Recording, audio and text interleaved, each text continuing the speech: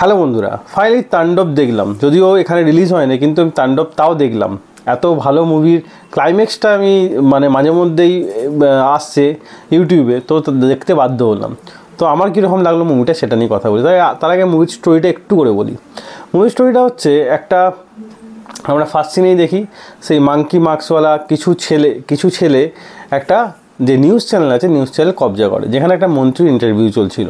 কবজা করার পর তারা ডিমান্ড করে 3টে মন্ত্রীকে ভেতরে পাঠানো, 2টো মন্ত্রী, একটা আইজিপিকে। তো আইজিপিকে ভেতরে আসার জন্য বলে, এবং একটা সাংবাদিককে।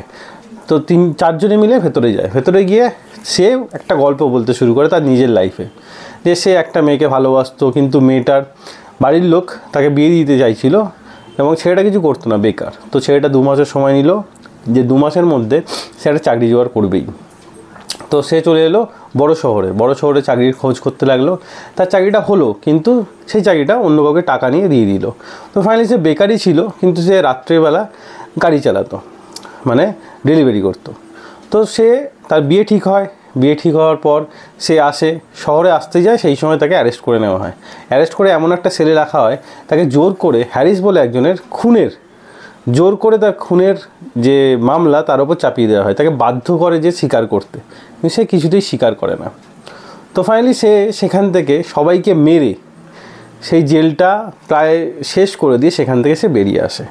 এবং সে সেই জন্য চ্যানেলটা যাতে কবজা করলো, এই জন্যই যাতে সত্যিটা সবার সামনে আসে, এরকম একটা সেল আছে। তারা বাধ্য হলো স্বীকার করতে যে এরকম সেল আছে, যে অ্যাকচুয়ালি খুন করেছিল তার থেকে প্রতিজন 500 কোটি টাকা করে নিয়েছে। এই 3জন 500 কোটি টাকা করে নিয়েছিল, যাতে এই যে হ্যারিসের খুনের জন্য একটা নতুন লোক অ্যারেঞ্জ করতে পারে এবং তাকে এই খুনের জন্য ফাঁসি দিতে পারে। তো সেটাই ছিল শাকিব খান ওরফে স্বাধীন।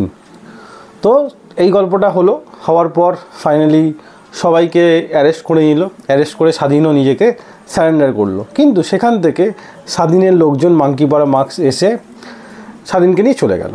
ওকে, এতটা ঠিক আছে। এবার টুইস্ট সবথেকে বেশি ভালো লেগেছে, মুভির টুইস্ট।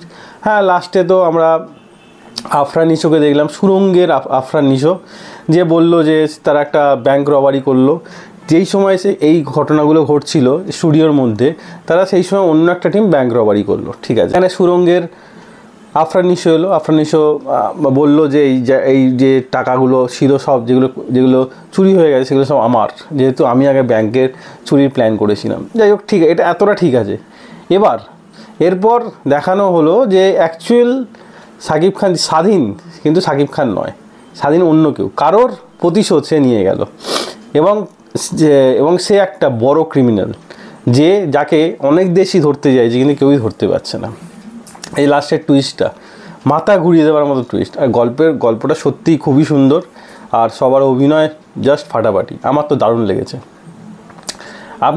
আমি মুভিটাকে দিলাম 3.5 আউট অফ 5 স্টার। মুভিটা যদি না দেখে থাকেন অবশ্যই দেখুন, অসাধারণ লেগেছে।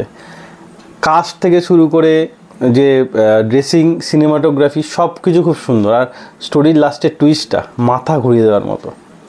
তো আমার দারুণ লেগেছে। তো আপনার কীরকম লেগেছে কমেন্ট অবশ্যই জানাবেন।